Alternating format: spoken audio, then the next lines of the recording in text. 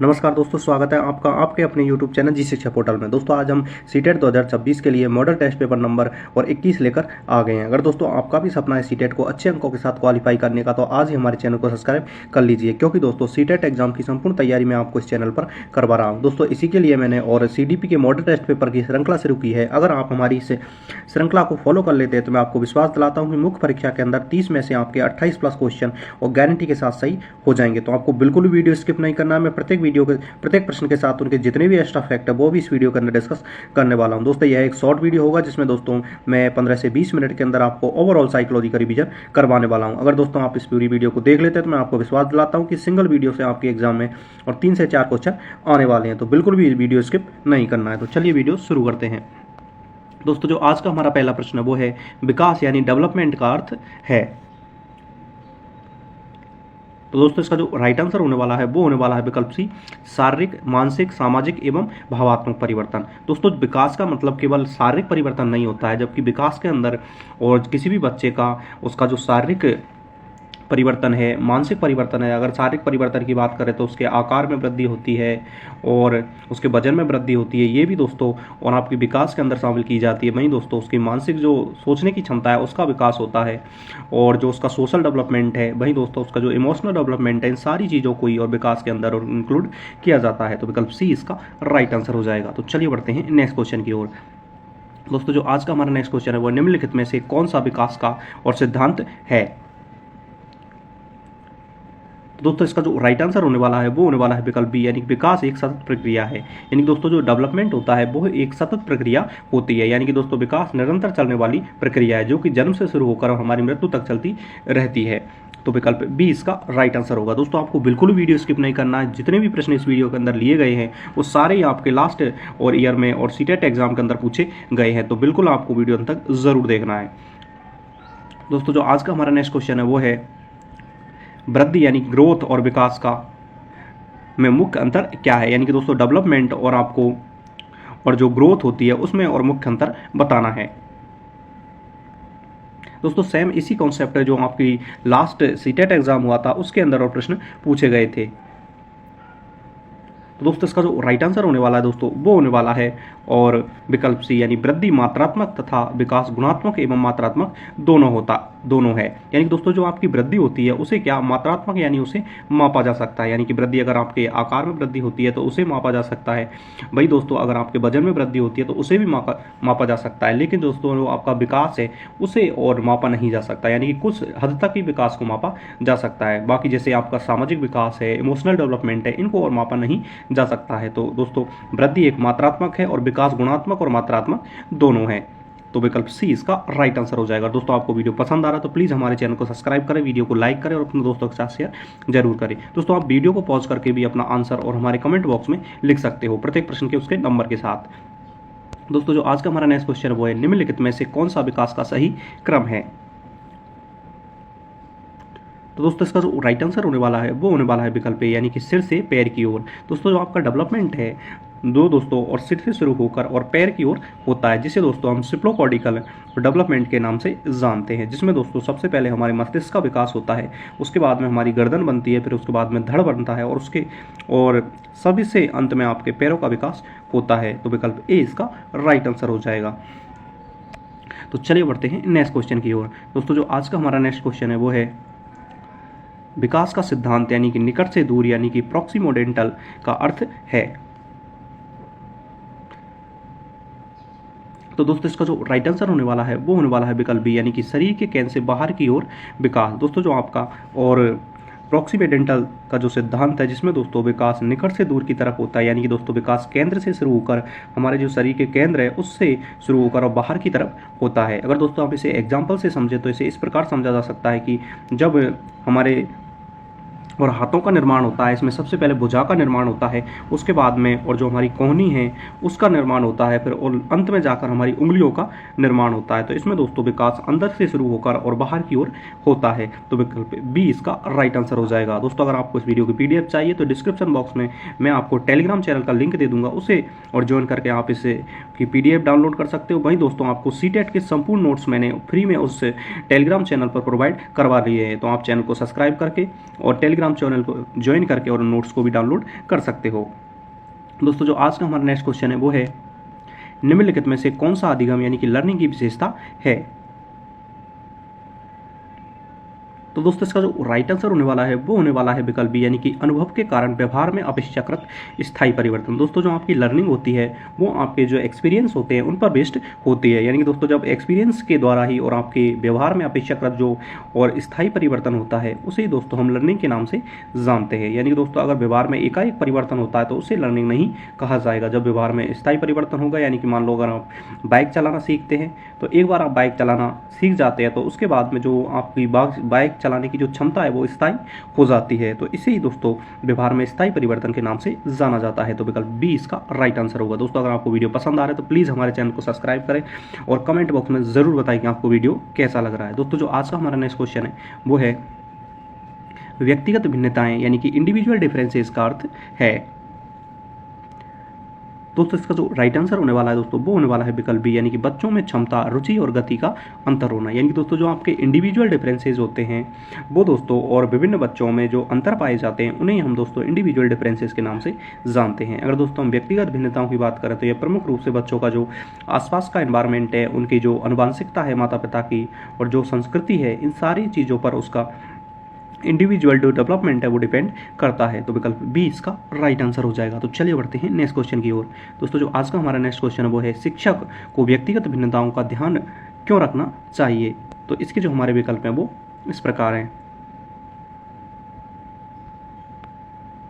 तो दोस्तों इसका जो राइट आंसर होने वाला है दोस्तों वो होने वाला है विकल्प बी, यानी कि प्रत्येक बच्चे की आवश्यकताओं के अनुसार शिक्षा करने के लिए। दोस्तों जो आपकी इंडिविजुअल डिफरेंसेज है उसको और किसी भी टीचर को इसलिए ध्यान रखना चाहिए क्योंकि दोस्तों विभिन्न जो बच्चे हैं विभिन्न अलग अलग पृष्ठभूमियों से बच्चे आते हैं तो उनकी जो व्यक्तिगत भिन्नताएं वो भी अलग अलग होती हैं। यानी कि कई जो बच्चे हैं दोस्तों वो सीखने में और अधिक तेज़ होते हैं तो कई मंद बुद्धि वाले होते हैं तो कई सामान्य बुद्धि वाले होते हैं। तो उनकी जो व्यक्तिगत भिन्नताएं हैं उनको ध्यान में रखते हुए और एक शिक्षण जो विधियाँ हैं उनका भी चुनाव करना चाहिए। तो विकल्प बी इसका राइट आंसर हो जाएगा। तो चलिए बढ़ते हैं नेक्स्ट क्वेश्चन की ओर। दोस्तों जो आज का हमारा नेक्स्ट क्वेश्चन है वो है निम्नलिखित में से कौन सा बुद्धि यानी कि इंटेलिजेंस का उदाहरण है। तो दोस्तों इसका जो राइट आंसर होने वाला है वो होने वाला है विकल्प यानी कि नई परिस्थितियों में उचित निर्णय लेना। यानी कि दोस्तों जो आपकी इंटेलिजेंस होती है इसका मतलब ये नहीं है कि आप किसी भी एग्जाम में पास हो जाते हो उनके अच्छे अंकों के साथ या रैंक ले आते हो, इसका मतलब बुद्धि नहीं माना जाएगा। अगर दोस्तों आप नई परिस्थितियों के अनुसार खुद को ढाल पाते हो और एक अच्छा डिसीजन ले पाते हो तो ये आपका और बुद्धि का और उदाहरण माना जाएगा। तो विकल्प ए इसका राइट आंसर होगा। तो चलिए बढ़ते हैं नेक्स्ट क्वेश्चन की ओर। दोस्तों आपको बिल्कुल भी वीडियो स्किप नहीं करना है। मैंने सारे क्वेश्चन लिए हैं वो आपके और गत वर्षों में सीटेट एग्जाम के अंदर कई बार और ये कंसेप्ट रिपीट हुए हैं। तो आपको बिल्कुल वीडियो स्किप नहीं करना, वीडियो को अंत तक जरूर देखना और चैनल को सब्सक्राइब कर लेना। मैं आपको विश्वास दिलाता हूँ कि सीटेट एग्जाम की संपूर्ण तैयारी इस चैनल पर आपको करवाई जाएगी। दोस्तों आंतरिक प्रेरणा यानी कि इंटरेस्ट मोटिवेशन का और सर्वोत्तम उदाहरण है। तो दोस्तों इसका जो राइट आंसर होने वाला है दोस्तों वो होने वाला है विकल्प बी, यानी कि विषय में रुचि होने के कारण पढ़ना। यानी कि दोस्तों जो आपका इंटरेस्ट मोटिवेशन होता है जिसे हम आंतरिक प्रेरणा के नाम से जानते हैं, इसमें जब किसी बच्चे के द्वारा अध्ययन उसकी रुचि के लिए, आनंद के लिए, उल्लास के लिए, वहीं दोस्तों इन सारी चीज़ों के लिए जब उसके द्वारा अध्ययन किया जाता है तो इसे दोस्तों हम इंटरेस्ट मोटिवेशन के नाम से जानते हैं। जिसमें दोस्तों बच्चा खुद की खुशी के लिए किसी भी चीज़ का अध्ययन करता है। मान लो वह कविताएँ पढ़ रहा है तो इसमें दोस्तों उसका इंटरेस्ट मोटिवेशन है। तो विकल्प सी इसका राइट आंसर हो जाएगा।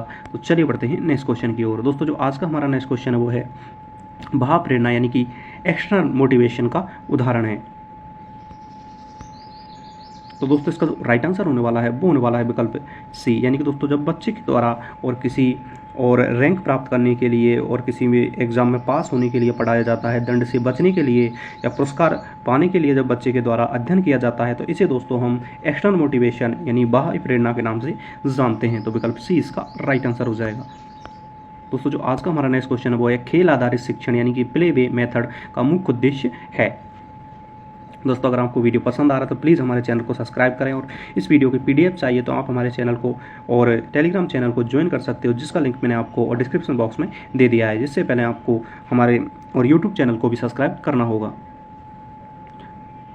दोस्तों इसका जो राइट आंसर होने वाला है वो होने वाला है विकल्प बी, यानी कि जो आपका प्ले वे मेथड होता है इसके अंदर क्या है, बच्चों को खेल खेल के अंदर और सिखाया जाता है। जिसमें दोस्तों अगर हम इसे उदाहरण से समझे तो इसमें और ऐसे खेलों के माध्यम से, जैसे कि आपको काउंटिंग सिखा दी, जो बॉल होती हैं उनके माध्यम से, और बॉलों की संख्या बढ़ाकर आपको काउंटिंग सिखाई जाती है।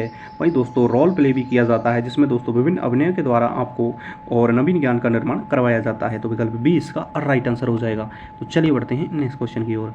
दोस्तों जो आज का हमारा नेक्स्ट क्वेश्चन है वो है, निम्नलिखित में से कौन सी गतिविधि यानी कि प्ले वे मेथड का उदाहरण है।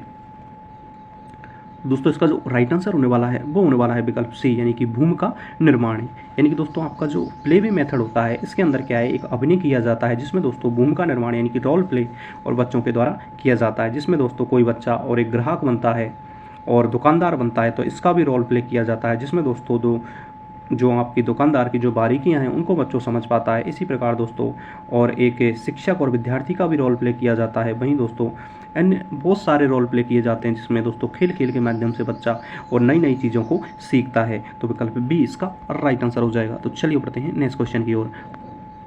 दोस्तों जो आज का हमारा नेक्स्ट क्वेश्चन है वो है, समावेशी शिक्षा यानी कि इंक्लूसिव एजुकेशन का उद्देश्य है। तो दोस्तों इसका जो राइट आंसर होने वाला है वो होने वाला है विकल्प बी, यानी कि सभी बच्चों को साथ में गुणवत्तापूर्ण शिक्षा देना। यानी कि दोस्तों जो आपकी इंक्लूसिव एजुकेशन होती है, इसमें क्या होता है कि विभिन्न पृष्ठभूमियों के बच्चों को एक छत के नीचे और पढ़ाया जाता है, जहां दोस्तों उनकी आवश्यकताओं के अनुसार विभिन्न शिक्षण विधियों का चुनाव किया जाता है। तो विकल्प बी इसका राइट आंसर हो जाएगा। तो चलिए बढ़ते हैं नेक्स्ट क्वेश्चन की ओर। दोस्तों इस वीडियो में आपका जो क्वेश्चन का लेवल है वो आपको इजी लग रहा है, लेकिन जो मैं साथ में जो एक्सप्लेनेशन दे रहा हूँ वो आपके लिए मोस्ट इंपॉर्टेंट होने वाला है। तो बिल्कुल भी आपको वीडियो स्किप नहीं करना है। दोस्तों जो आज का हमारा नेक्स्ट क्वेश्चन है वो है, समावेशी कक्षा में शिक्षक को क्या करना चाहिए। तो दोस्तों इसका जो राइट आंसर होने वाला है दोस्तों वो होने वाला है और विकल्प बी, यानी कि बच्चों की आवश्यकताओं के अनुसार शिक्षण करना। दोस्तों जो आपकी इंक्लूसिव जो क्लासरूम होता है उसके अंदर क्या है, शिक्षक को ऐसी विधियों का चुनाव करना चाहिए जिससे दोस्तों और बच्चों की जो आवश्यकता है उनकी पूर्ति की जा सके। तो विकल्प बी इसका राइट आंसर हो जाएगा। तो चलिए बढ़ते हैं नेक्स्ट क्वेश्चन की ओर। दोस्तों जो आज का हमारा नेक्स्ट क्वेश्चन है वो है, फॉर्मेटिक असेसमेंट का मुख्य उद्देश्य है। दोस्तों इसका जो राइट आंसर होने वाला है वो होने वाला है विकल्प बी, यानी कि सीखने में सुधार करना। दोस्तों जो आपका फॉर्मेटिक असेसमेंट है ये है और दोस्तों अध्ययन की प्रक्रिया के दौरान ही होता है, यानी कि दोस्तों जब बच्चा लर्निंग करता है तो उसी प्रक्रिया के दौरान दोस्तों आपका फॉर्मेटिक असेसमेंट किया जाता है, जिसका दोस्तों प्रमुख उद्देश्य और बच्चे की जो सीखने की प्रक्रिया है उसमें सुधार लाना है। तो विकल्प बी इसका राइट आंसर हो जाएगा। नेक्स्ट क्वेश्चन है वो है, समैटिक असेसमेंट का उद्देश्य उदाहरण है।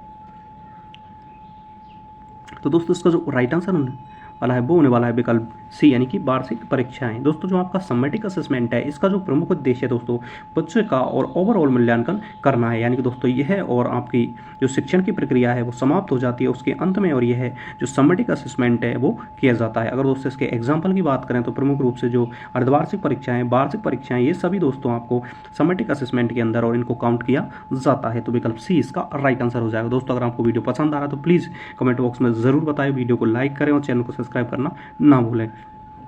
दोस्तों जो आज का हमारा नेक्स्ट क्वेश्चन है वो है, निम्नलिखित में से कौन सा कंटिन्यूअस असेसमेंट का उदाहरण है। तो दोस्तों इसका जो राइट आंसर होने वाला है दोस्तों वो होने वाला है और विकल्प सी, यानी कि नियमित कक्षा गतिविधियों एवं प्रोजेक्ट। दोस्तों जो आपका कंटिन्यूअस और असेसमेंट है ये है दोस्तों और आपकी कक्षा के अंदर नियमित रूप से किया जाता है, यानी कि दोस्तों जैसे ही आपका यूनिट समाप्त होता है तो आपकी दोस्तों यूनिट के अंदर कौन कौन सी कमियां रही है और कौन कौन सी चीज़ें आपको समझ में नहीं आई उनका साथ ही में और जो आपका कंटिन्यूअस असेसमेंट है इसके द्वारा और उनका इवेल्युएशन किया जाता है। तो विकल्प सी इसका राइट आंसर हो जाएगा। तो चलिए बढ़ते हैं नेक्स्ट क्वेश्चन की ओर। आज का हमारा नेक्स्ट क्वेश्चन है वो है, प्रभावी शिक्षा की सबसे महत्वपूर्ण विशेषता क्या है। दोस्तों इसका जो राइट आंसर होने वाला है दोस्तों वो होने वाला है विकल्प बी, यानी कि बाल केंद्रित दृष्टिकोण। दोस्तों जो आपका एक इफेक्टिव टीचर होता है उसका और सबसे महत्वपूर्ण गुण माना जाता है उसका जो बाल केंद्रित दृष्टिकोण है, जिसमें दोस्तों बच्चे को ही और केंद्र में रखकर और शिक्षण प्रक्रिया की जाती है, जिसमें दोस्तों बच्चे की आवश्यकता अनुसार ही और शिक्षक के द्वारा और विधियों का चुनाव किया जाता है। वहीं दोस्तों उसकी जो प्रोग्रेस है उसका पूरा ध्यान और एक शिक्षक के द्वारा रखा जाता है और शिक्षक एक सुगम करता है, यानी फैसिलिटेटर की तरह कार्य करता है। तो विकल्प बी इसका राइट आंसर हो जाएगा। तो चलिए बढ़ते हैं नेक्स्ट क्वेश्चन की ओर। दोस्तों जो आज का हमारा नेक्स्ट क्वेश्चन है वो है, चाइल्ड सेंटर्ड एजुकेशन में शिक्षक की भूमिका होती है। दोस्तों विकल्प बी इसका राइट आंसर हो जाएगा, यानी कि एक सुगम करता है, यानी फैसिलिटेटर की तरह। और दोस्तों आज का हमारा जो नेक्स्ट क्वेश्चन की बात करें तो वो है, यदि विद्यार्थी प्रश्न पूछते हैं तो शिक्षक को क्या करना चाहिए। तो दोस्तों इसका जो राइट आंसर होने वाला है वो है प्रश्न पूछने के लिए प्रोत्साहित करना चाहिए। यानी दोस्तों अगर कोई भी स्टूडेंट प्रश्न पूछता है तो शिक्षक को उसको डिमोटिवेट ना कर मोटिवेट करना चाहिए, यानी कि दोस्तों उसे और पुनर्बल देना चाहिए, जिसमें दोस्तों उसकी प्रशंसा की जानी चाहिए और उसे प्रश्न पूछने के लिए और उसमें दोस्तों प्रोत्साहित किया जाना चाहिए। तो विकल्प बी इसका राइट आंसर हो जाएगा। नेक्स्ट क्वेश्चन की बात करें तो नेक्स्ट क्वेश्चन होने वाला है सीखने के लिए सबसे उपयुक्त कक्षा वातावरण कौन सा है। तो दोस्तों इसका जो राइट आंसर है आपको और क्वेश्चन नंबर लिखकर और कमेंट बॉक्स में बताना है, यानी कि इन चारों में से और आपका कौन सा आंसर होने वाला है। तो चलिए बढ़ते हैं नेक्स्ट क्वेश्चन की ओर। दोस्तों जो आज का हमारा नेक्स्ट क्वेश्चन है वो है, अगर दोस्तों आपको वीडियो पसंद आ रहा है तो प्लीज़ हमारे चैनल को सब्सक्राइब करें। मैं आपको विश्वास दिलाता हूं कि अगर आप हमारी सीरीज को फॉलो कर लेते हैं और हमारे सारे और CDP के मॉडल टेस्ट पेपर को देख लेते हैं तो आपका डेफिनेटली और 30 में से 28 प्लस क्वेश्चन की मैं 100% गारंटी देता हूँ। दोस्तों जो आज का हमारा नेक्स्ट क्वेश्चन है वो निम्नलिखित में से कौन सी 21वीं सदी का कौशल यानी कि 21 सेंचुरी स्किल्स है। तो दोस्तों विकल्प बी इसका राइट आंसर हो जाएगा। यानी दोस्तों जो आलोचनात्मक चिंतन जिसे हम क्रिटिकल और थिंकिंग के नाम से जाना जाता है, इसे दोस्तों 21वीं सदी का और कौशल माना गया है, जिसमें दोस्तों कोई भी प्रश्न के बारे में बच्चे के द्वारा क्रिटिकल थिंकिंग का विकास किया जाता है, जिसमें दोस्तों वह प्रश्न पे स्वयं से और प्रश्न करता है कि ये चीज़ क्यों हो रही है और किस लिए हो रही है। दोस्तों जो आपकी NEP 2020 आई है, यानी कि जो नवीन शिक्षा नीति 2020 आई है, चाहे वो जो आपका NCF 2023 आया है और जो आपका RTE एक्ट जो 2009 है, इन सभी के अंदर जो आपकी क्रिटिकल थिंकिंग है उस पर सबसे ज़्यादा फोकस किया जा सके, जिसके अंदर दोस्तों बच्चों के अंदर जो लॉजिकल रीजनिंग है यानी कि जो तार्किक क्षमता है उनका विकास किया जा सके। तो विकल्प बी इसका राइट आंसर हो जाएगा। आज का हमारा जो नेक्स्ट क्वेश्चन है वो है सहयोगात्मक अधिगम यानी कोलैबोरेटिव लर्निंग में विद्यार्थी। तो दोस्तों इसका जो राइट आंसर होने वाला है वो होने वाला है विकल्प बी, यानी कि समूह में सीखता है। दोस्तों आपका जो कोलैबोरेटिव लर्निंग होती है इसके अंदर बच्चा और समूह में और नवीन ज्ञान का निर्माण करता है, जिसमें दोस्तों उसके अंदर ब्रदरहुड की भावना का विकास होता है। वहीं दोस्तों एक दूसरे से और प्रश्नों पर वह चर्चा करता है, जिसके अंदर दोस्तों जो सेल्फ एस्टीमेट यानी कि दोस्तों उसका स्वयं मूल्यांकन की जो भावना है उसका विकास भी बच्चे के अंदर होता है। तो चलिए बढ़ते हैं नेक्स्ट क्वेश्चन की ओर। अगर दोस्तों वीडियो पसंद आ रहा है तो प्लीज़ चैनल को सब्सक्राइब जरूर करें। दोस्तों जो आज का हमारा नेक्स्ट क्वेश्चन वो है रचनात्मकता यानी क्रिएटिविटी का अर्थ है। तो दोस्तों विकल्प बी इसका राइट आंसर हो जाएगा, यानी कि नए एवं मौलिक विचार प्रस्तुत करना। नेक्स्ट क्वेश्चन की बात करें तो आज का हमारा नेक्स्ट क्वेश्चन है वो है निम्नलिखित में से कौन सा शिक्षण का सर्वोत्तम तरीका है। तो विकल्प बी इसका राइट आंसर हो जाएगा। तो चलिए बढ़ते हैं नेक्स्ट क्वेश्चन की ओर। दोस्तों जो आज का हमारा नेक्स्ट क्वेश्चन वो है फीडबैक का मुख्य उद्देश्य है। तो दोस्तों विकल्प बी इसका राइट आंसर हो जाएगा, यानी कि विद्यार्थियों को सुधार के लिए मार्गदर्शन देना। अगर दोस्तों हम नेक्स्ट क्वेश्चन की बात करें तो आज का हमारा जो नेक्स्ट क्वेश्चन है वो है शिक्षक को कमजोर विद्यार्थियों के साथ कैसा व्यवहार करना चाहिए। तो विकल्प बी इसका राइट आंसर हो जाएगा, यानी सहायक एवं प्रोत्साहनपूर्वक व्यवहार। अगर नेक्स्ट क्वेश्चन की बात करें तो आज का जो हमारा नेक्स्ट क्वेश्चन है वो है सीटेट के अनुसार प्रभावी अधिगम तब होता है जब। तो विकल्प ए इसका दोस्तों और राइट आंसर होने वाला है, यानी कि विद्यार्थी सक्रिय रूप से भाग ले।